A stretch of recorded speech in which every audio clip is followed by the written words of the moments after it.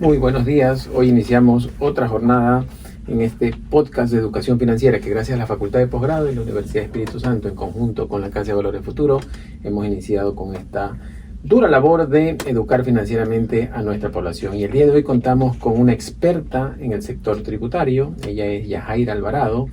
Ella trabajó como técnica y directamente en el SRI y actualmente es directora asociada de Andersen. Más de 16 años de experiencia, también ha sido docente invitada en nuestra universidad en la Facultad de Posgrado. Yajaira, bienvenida a este podcast y de la misma forma a Washington, quien nos acompaña como nuestro socio estratégico en nuestro podcast de educación financiera. Yajaira. Muchas gracias por la invitación, gracias por esa bienvenida, por Dios, toda esa experiencia, faltó creo que mencionar, gracias que no mencionaste lo de los 16 años, creo, porque si no eso es un poquito, pero bueno, muchas gracias, para mí es muy importante siempre educar a los empresarios y también a las personas que están en pro de tener una buena salud financiera. Sin duda alguna, el tener una buena salud financiera va de la mano de que conozcas también de los impuestos y de los tributos, que nadie quiere pagar, ninguno de nosotros quiere pagarlo, pero nos toca hacerlo. Entonces lo importante es saber hacerlo en la medida correcta y que pagues lo que es lo justo y necesario. Excelente, Yajaira, bienvenida, gracias por acompañarnos, estamos muy contentos de tenerte acá. La verdad es que para nosotros es un reto desarrollar este contenido de valor para las personas que recién están iniciando en el mundo de las finanzas y cuán importante es conocer de impuestos, ¿verdad? Porque tú dices, tengo que pagar impuestos, ¿por qué los tengo que hacer? ¿Cuáles son las razones, verdad, en las cuales yo tendría que pagar impuestos? Pero si lo vemos desde otra perspectiva, son recursos necesarios para poder brindar servicios también a las personas, ¿verdad?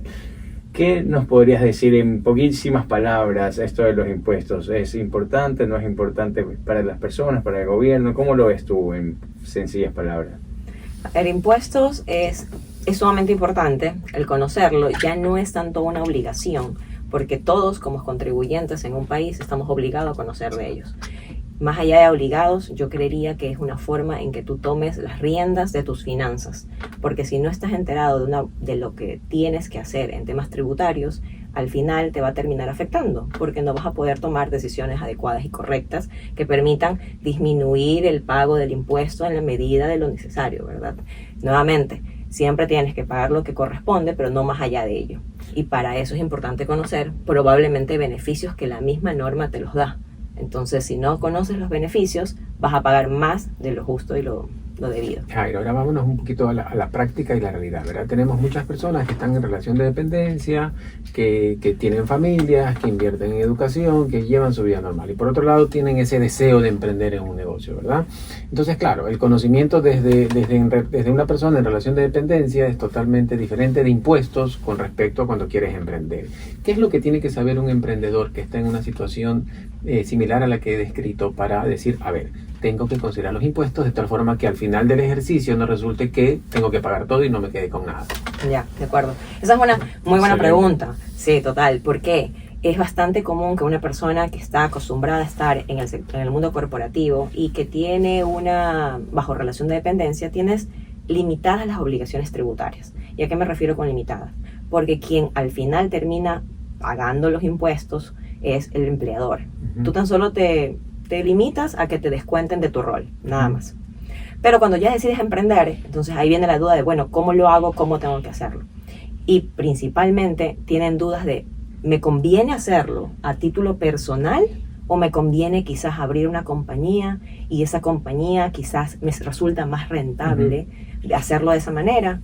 Yo te diría en ese caso, para todas las personas que estén en esa disyuntiva, que va a ser la respuesta depende. ¿Depende de qué? Depende del nivel de ingresos que tú vayas a obtener en tu emprendimiento. Y yo recomendaría inicialmente que midas un poco manejarlo como a título personal. ¿Por qué? Al inicio a título personal. Al inicio a título personal. ¿Y Muy por bien. qué? Te explico. Cuando tú abres una compañía, es verdad, tienes una mayor organización, efectivamente, pero el abrir una compañía significaría que tienes que cumplir con un sinnúmero de obligaciones tributarias. Anexos, declaraciones, reporte de información a la Superintendencia de Compañías, entre otros. eso origina que un emprendedor que está recién queriendo dedicarse a este negocio va a tener que destinar mucho tiempo a ese cumplimiento. Entonces eso es desgastante. Cuando estás como persona natural, tienes menos obligaciones. No quiero decir que no tengas, pero tienes menos obligaciones. Pero es bastante atractivo para el emprendedor. Dice, no, lo que pasa es que cuando yo abro una compañía, pago una tarifa de 25% de impuesto a la renta. Como personas naturales, nosotros pagamos hasta el 37% de impuesto a la renta. Depende de los ingresos. Pero obviamente. depende de los ingresos. Entonces, ahí es donde está el truquito. Entonces, si es que tú vas a empezar con un pequeño emprendimiento, lo más probable es que en el primer año no vas a llegar al 37%. Probablemente vas a tener un nivel de ingreso que en la medida que vas avanzando va a ir creciendo y pagarás una tasa efectiva del 10%. Entonces un poco la clave será llegar hasta ese máximo de ingresos que me da a título personal para luego hacer el switch con una empresa, que probablemente ahí voy a sacar más beneficios en función de los ingresos que está generando ese emprendimiento, ese nuevo negocio. De acuerdo. Incluso porque como persona natural tú puedes aprovecharte de algunos beneficios también que tienes. Por ejemplo, recuerdan que nosotros como personas naturales tenemos una tabla progresiva, pagas en función de lo que generas, llegas hasta el 37, pero hay un valor que sobre el cual no pagas. Si tú generas ingresos al año de $11,000, no ingresos, utilidad, porque recordemos que también pagas sobre la utilidad. Entonces, $11,000, no pagas nada de impuesto a la renta. Si tuvieras una compañía y esa compañía generara una utilidad de $11,000, pagarías 25% de impuesto a la renta. Entonces es una diferencia bastante grande. Por ello, lo primero es ir midiendo el negocio como una persona natural. Excelente, me parece buenísimo. La verdad es que me has aclarado muchas dudas también, ¿verdad? Entonces yo me pongo en el rol de docente también, ¿verdad? En el rol de docente. El docente profesional es recomendable que tenga una compañía también, ¿verdad? Para poder brindar sus servicios como docentes, o en este caso como persona natural tú le recomendarías que pueda facturar estos servicios profesionales. ¿Qué sería lo mejor para este profesional que busca ser docente en la academia? Yo diría, a ver, primero eso es una asesoría aquí de Washington. Yo diría en ese caso, analizaría para que lo tenga como persona natural. Pero, ¿por qué? Porque nuevamente vas a tener ingresos, probablemente vas a poder aprovecharte de más gastos siendo docente, y además que al tenerlo dentro de una compañía no tiene razón, digamos, a la esencia de la transacción, porque tú crearías una compañía para facturar por el servicio de docencia. Quien en realidad está brindando el servicio de docencia eres tú. Entonces, siempre hay que establecer los mecanismos adecuados, pero que no pierdan la esencia de la transacción. Entonces, en este caso, yo diría, inicialmente puedes irlo midiendo cómo va el tema como persona natural. En el futuro, si tienes otras actividades, otros negocios, y entre ellos, uno de esos es dar, digamos, capacitaciones. Consultoría. Exacto. Entonces, ahí probablemente vas a analizar y vas a decir, bueno, quizás necesito una estructura, tengo una compañía, ya necesito personas que también me apoyen en preparar el contenido, bueno, y demás. Entonces, en ese momento ya puedes hacer el switch hacia una compañía. Excelente, buenísimo. Gracias. Yo tengo otra relacionada a lo que decía de pronto en otro sector, Washington. A ver, la universidad hizo un estudio hace algún tiempo sobre empresas, ¿verdad? Y resulta que hay 70.000 empresas registradas en las supercompañías. Y obviamente operan como empresas constituidas, que es lo que vamos a decir. Pero por otro lado, hay una cantidad de personas naturales que operan como empresas y que tienen un nivel de facturación tan similar al de una compañía registrada, que claro, no entra en el registro como compañía entre comillas, pero la realidad es que opera como compañía, porque es la persona XYZ, sociedad con un RUC y que tiene servicios de construcción, y ese servicio de construcción puede llegar a construir varios edificios y muchas cosas. ¿Cuál es ahí el beneficio o no beneficio, porque también puede ser desconocimiento, de tener esa figura y no hacer la compañía o viceversa? Ahí pudiera ser, según el caso, que no se está aprovechando de beneficios tributarios. Hay ciertos beneficios tributarios que son dirigidos para las sociedades. Por ejemplo, tenemos ahora inversiones que se realicen. Cualquier sociedad que realice nuevas inversiones, entonces tiene una reducción en la tarifa del impuesto a la renta. Pagas menos, no pagas 25, puedes pagar 22.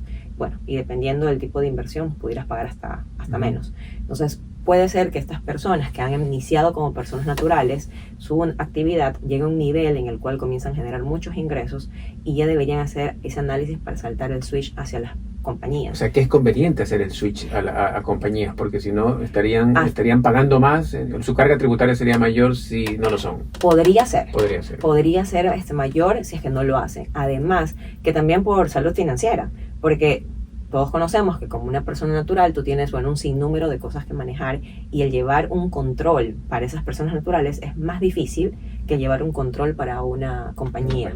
Empezando porque, por ejemplo, la contabilidad vas a mezclar en la persona natural los bienes de esa persona que son de la actividad económica y que no son de la actividad económica, vas a mezclar las cuentas bancarias, entonces no se lleva un orden. El no llevar ese orden puede originar que al final tengas una mayor complejidad de saber de que efectivamente tu negocio cuánto te está dejando de rentabilidad, y eso no lo puedes conocer si lo tienes al menos más difícil hacerlo como persona natural. Se te distorsiona la información, tal vez mezclas ahí todos los flujos, ¿verdad? Los de tus finanzas personales con los empresariales, entonces pero es importante ahí que nuestra audiencia escuche que es importante tener orden en algún momento, porque no puede ocurrir ese desorden, entre comillas, que está ocurriendo entre las finanzas personales o entre el flujo, el gasto de los gastos de educación que puede tener una persona natural versus los gastos de compra de materias primas y demás que puede tener esta persona. Entonces sí llega un momento en que se tiene que formalizar como una organización y empezar a trabajar como organización, porque por otro lado yo digo, ok,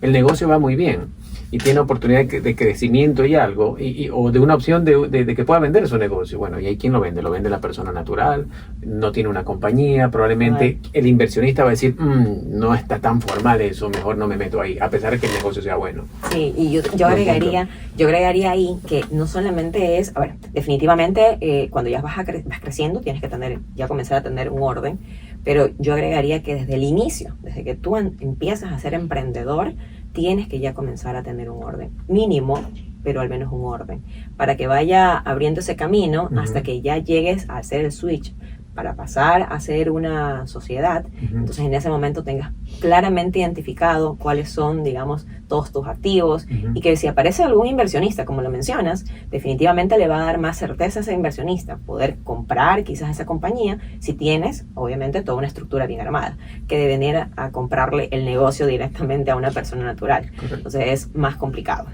Y obtener financiamiento me imagino que es exactamente lo mismo. Ese es un muy buen punto, ¿sabes? Excelente. ¿Por qué? Porque cuando estamos como personas naturales y hay mucho desorden, usualmente cuando vas al banco, ¿qué te piden?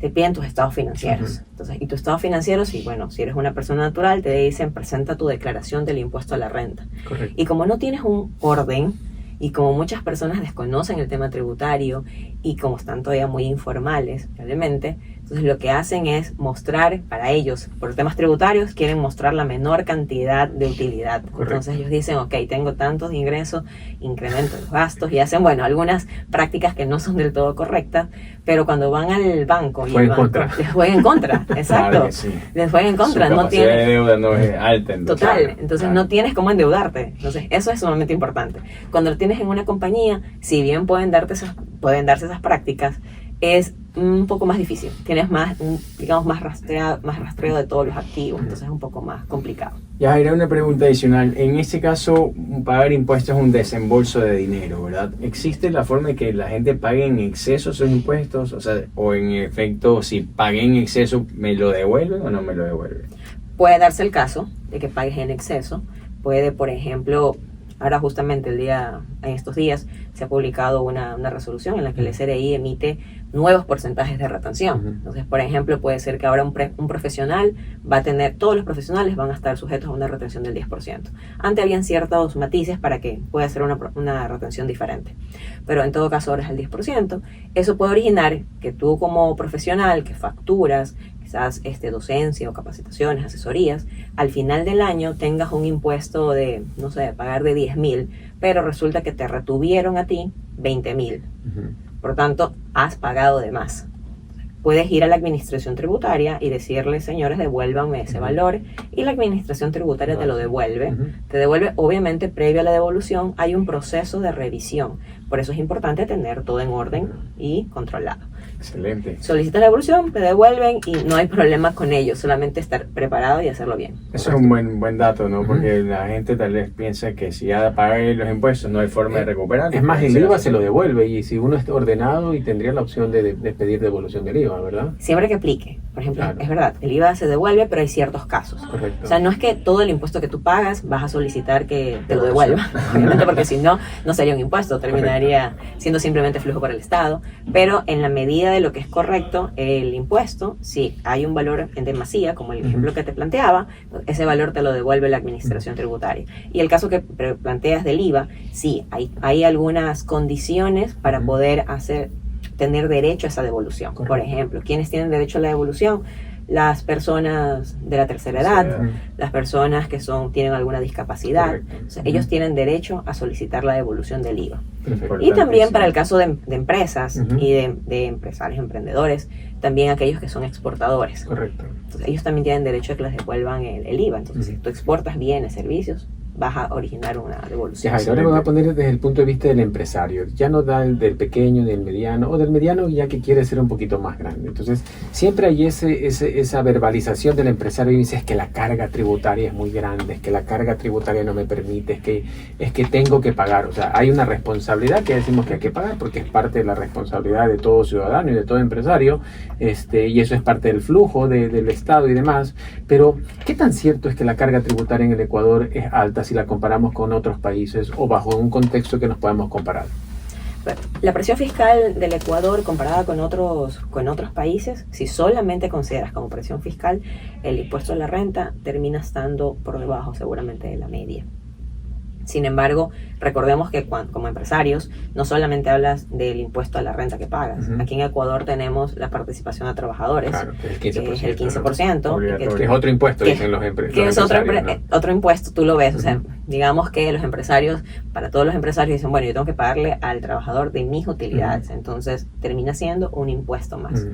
Si tú sumas eso, adicional al impuesto a la renta, y además que cuando el ingreso llega al bolsillo del accionista, también va a tener que tributar, Uh-huh. entonces resulta ser un poco elevado la presión Más alta que la fiscal. media, o sea, sumando todo, es más alta que la media de los países... De los países comparables. De los países correcto. comparables. Ahora, eso de ahí, yo creo que no afectaría tanto si es que se viera una reciprocidad por parte del Estado.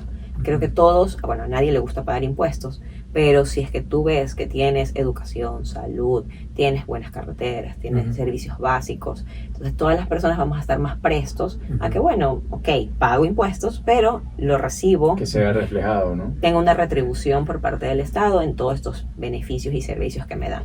Entonces, esa es la parte que todavía digamos que tenemos que trabajar como país Uh-huh. para poder llegar a ese nivel. Claro, porque nos comparamos con otros países que decimos, no, pero es que la carga en otros países es más del 50-60% de ingresos, pero... O el IVA, por ejemplo, ¿no? Claro, pero se retribuye en educación gratis, en salud, en acceso y pero claro, ahí yo digo, a veces no podemos compararnos con los países nórdicos porque nos llevan 500 años de desarrollo y obviamente una sociedad totalmente diferente comparada con la nuestra. Ahora, digamos que estamos en el caso de un empresario que quiere hacer un nuevo negocio, ¿verdad? Y ese nuevo negocio está pensado en que es escalable, en que la tecnología, en que va a exportar, en que va a tener clientes de afuera, en que tiene que facturar, que la facturación ya no solamente debería ser local porque sus clientes son de afuera. ¿Qué pasa ahí? Tengo que pensar que Ecuador es apto para recibir ese tipo de movimientos o definitivamente, como muchos dicen, no, yo constituyo una compañía en Miami y en Miami yo estoy más tranquilo y facturo todo allá y tengo menos limitantes y ¿Qué nos puedes recomendar? A ver, yo soy pro inversiones y Uh-huh. pro empresa y pro también todo lo que tiene que ver con el ingreso, digamos, de esas inversiones al país.